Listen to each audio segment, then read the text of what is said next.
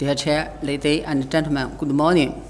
My name is Qingkui. I'm from CASIC. My project is experiment study of display damage test for space application. The outline is 4 parts. First, introduction. This technical result is from published paper. It can be seen the degradation of optocoupler irradiated by proton is more than by gamma ray to the same total dose. So display damage test is needed for this kind of display damage sensitive device for space application because this kind of device may be first fail due to the display damage. Display damage tests are required in CAST project. For the new device, the DDD qualification test is required. For DDD evaluation test is required for device if there is no DDD test data. The DDD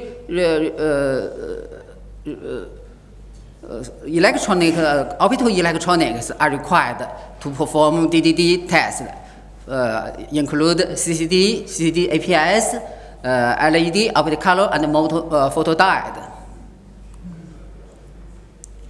How to do the DDD test? DDD test standards are being developed.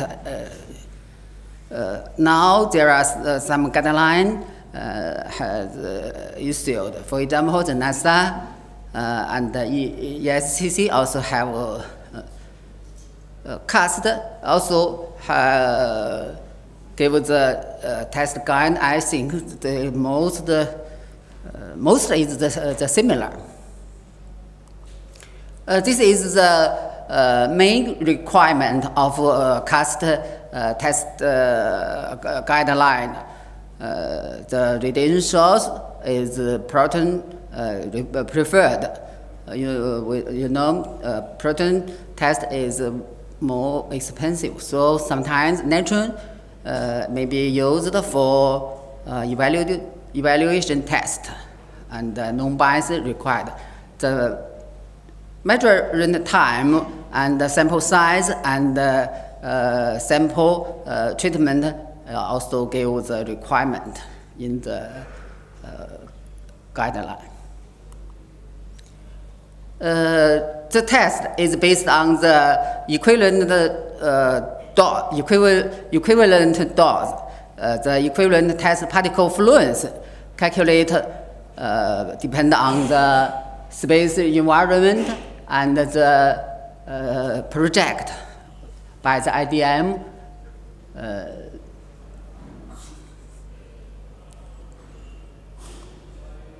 Now the question we faced, we need to give a choice.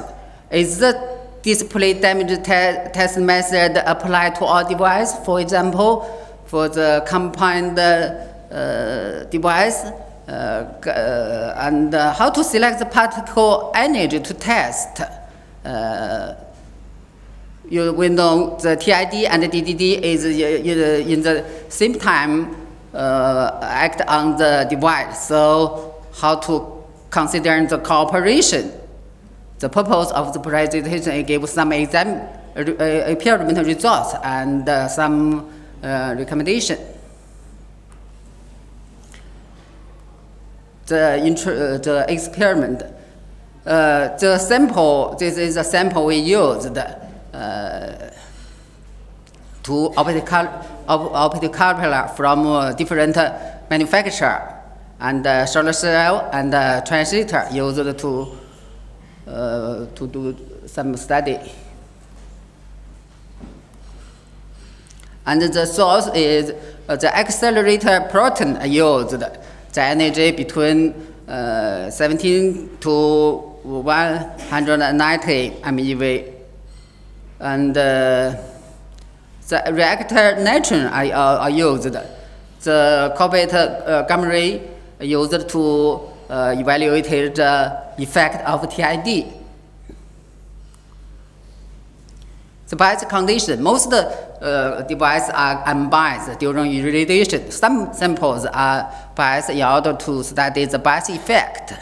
The transistor and the solar cell are move the cup before radiation. The optocoupler is not delayed. The test result. This is the one optocoupler test result. We can see the different DD levels of optocoupler are obtained by the different particles and even the different energy, proton energy.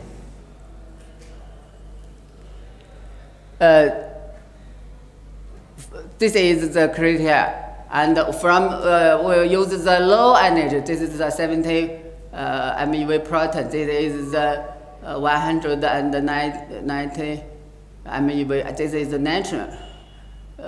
So the low energy first fail, and then the high energy proton. The neutron gives the most higher DDD levels. This is for the same optocoupler, give the same different DDD levels test result. The another optocoupler gives the same result. This is another optocoupler test result. Also, we can see the low energy proton gives the low DDD levels, and the higher proton energy gives the high DDD level for the same for the same device. This is the solar cell, the test result. The result is the same. The low DDD level is obtained by the low energy proton.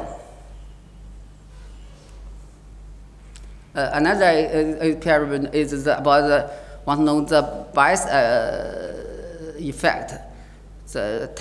This is the test result. We cannot see the obvious bias effect, so the bias effect is not very much.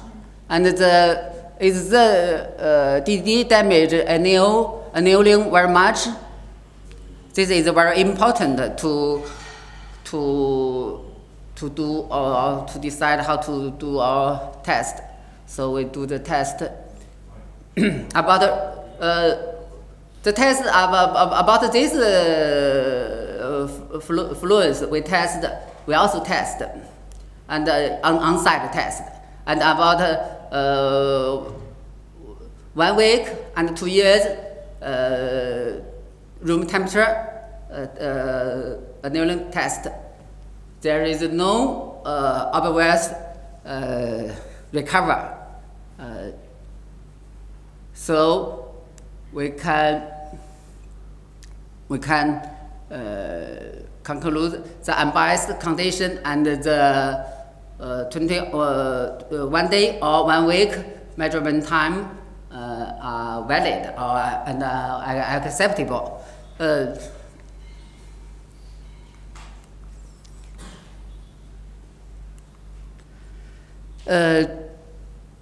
Different DD levels are obtained by different energy proton for the compound devices. Why? I think this is very difficult, but this is studies the continuous studies mechanism.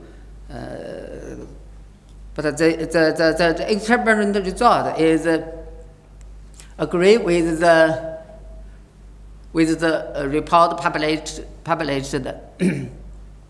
at high energy, the non-ionizing electron energy losing no more keep the same relationship with the degradation.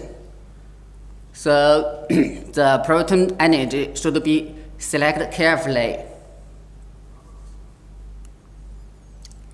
How to select? So when we think it should count where it is used. The space environment is different at different orbit. This is the LEO and this is ZO in the outside the proton spectrum.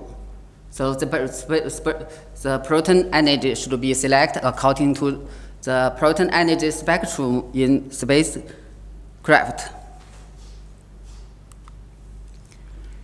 Another we want to know how to account the co-op work of the TID and the DDD. So we do the test. This is the proton test. This is the natural proton test. We know in the space the TID at the same time take effect. So we can see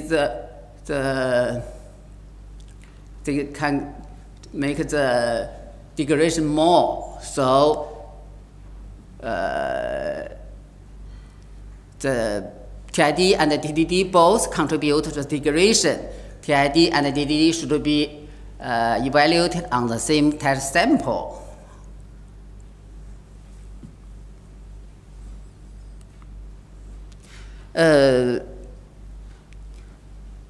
Maybe this is not for the space use. This specification is not for the space use, but someone may be according this to make the test plan. So I think if it get according this, maybe should do some correct. So the sample are in different subgroup. So according the test result, or according in the space, the qualification test samples should be the same subgroup. But I know it may be difficult, but it should account this thing.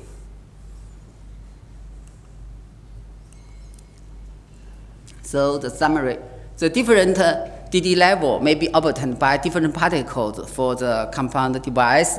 Proton is preferred. The proton energy should be selected based on the proton energy spectrum inside the spacecraft. TID and TDD should be tested on the same group of samples. It is needed to study further to develop a DD test standard. CASIC would like to continue study radiation tests and hardening assurance method with you. Thank you.